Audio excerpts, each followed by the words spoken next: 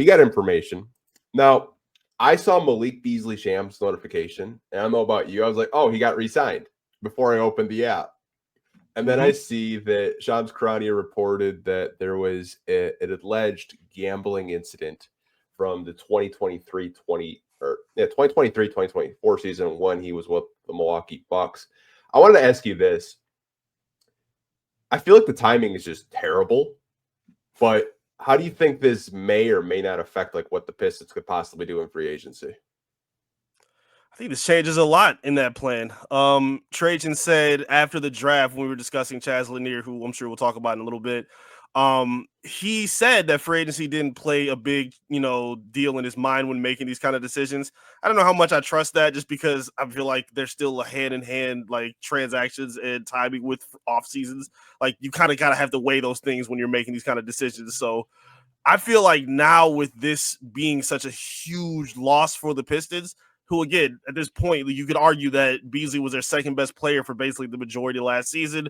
And now that he's out of here and he was one of the biggest priorities in this offseason, this kind of changes how you look at the board a little bit, because it's one thing to say we're going to still plan on internal growth and, hoping for our young guys to take that next step. Like, that's cool. You said the same thing last season, and then you had the plan of bringing in the veterans to help them do that. And that was still basically the plan that he had in mind based on how things were being created in his vision. But looking at it now, I feel like that changes a lot because, again, Beasley gave so much to the city as a shooter, as a guy that embraced the Detroit culture, as a leader for the young guys. Like, he took on all the responsibilities, all the changes from being a starter to coming off the bench. Like, he had to adjust to a lot with the team.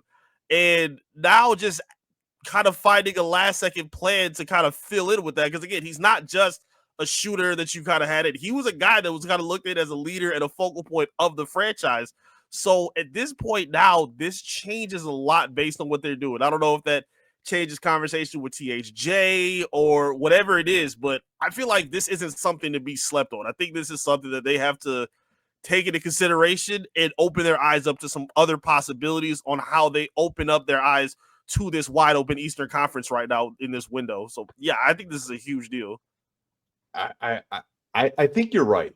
Like when you kind of just look at the context of it, really bad timing. If there was allegations last year, why did it take so long to come out? Which I was kind of surprised because the Jonte Porter stuff was like bam, bam, bam.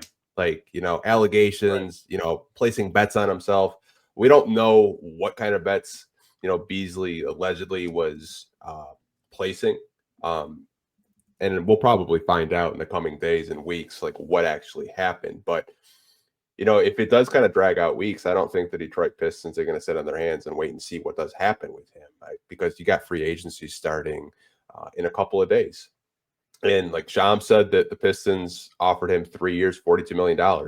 Like that's a significant payday from his $6 million that he was on this season. So, I mean, I think he definitely did cost himself basically almost the entire mid-level exception. And you could kind of see that the Pistons were considering being an over-the-cap team if that was the case.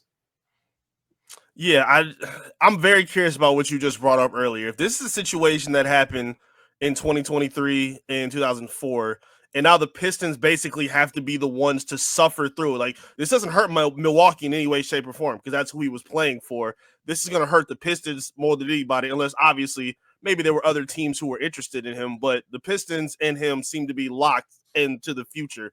So, I mean, looking at where this goes now, like this also kind of puts a lot of pressure on some of the young guys as well. Like, again, I was willing to afford a little bit of grace to some of the young guys in some of the developments that they had, like Asar shooting, Ron shooting as well.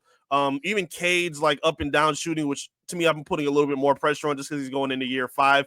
Ivy's still looking to see if he can bounce back and be who he was, the closest version of last season.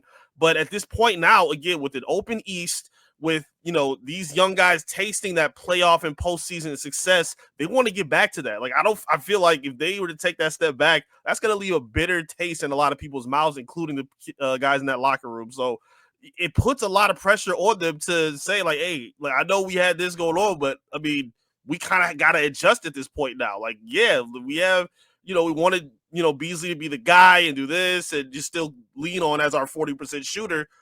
But unfortunately, it seems like he's kind of costed himself. So, it's got to be next man up.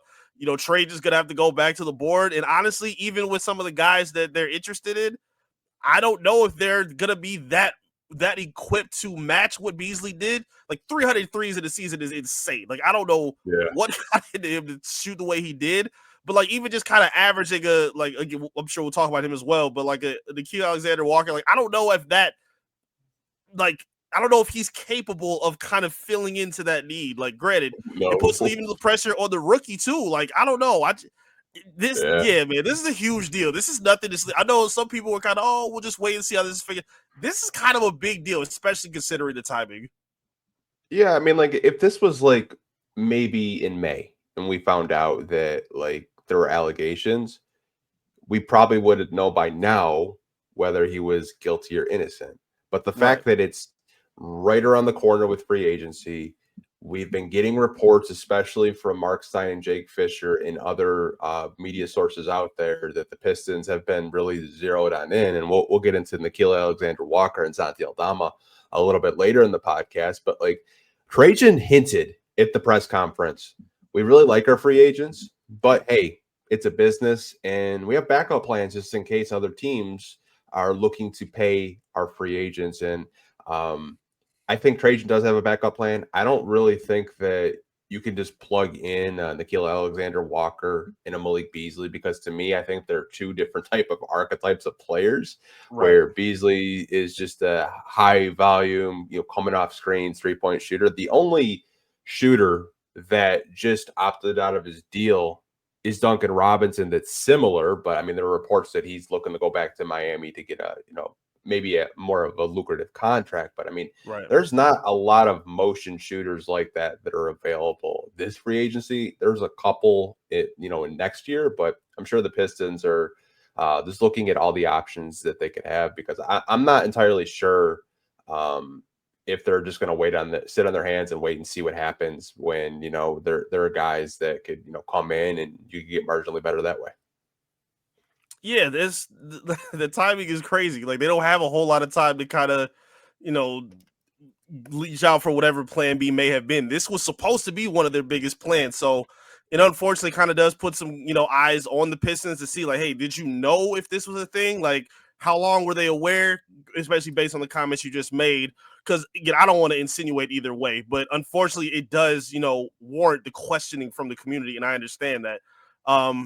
This couldn't have come at a crazier time. Like, he was one of the biggest points that they needed to kind of make sure that things were gelling and, moving forward in the direction that they wanted. And again, just kind of now putting, your eyes on a rookie and eyes on, whoever your free agents may be. Even again, if it is like maybe a Duncan Robinson, I've heard people, mention, I don't think he's a free agent, but like Luke Kennard, like just different options that you could try to lure in that maybe on teams or positions that where you can add them. But again, just Beasley made it such a great act on, again, not just being able to being a set shooter, but a movement shooter. He's worked on, creating his own shots, really took a kind of a step back in the playoffs, really wasn't that great with his shot. Really the Pistons in general kind of just struggled from three in general in the postseason. But yeah, this couldn't come at a crazier time. Hopefully they do kind of have something get set. Again, I don't know if this changes things with maybe Tim Hardaway Jr. But yeah, this is going to put a lot of pressure on the Pistons to kind of make sure they're not taking a step backward, because they can't afford to, even in this situation.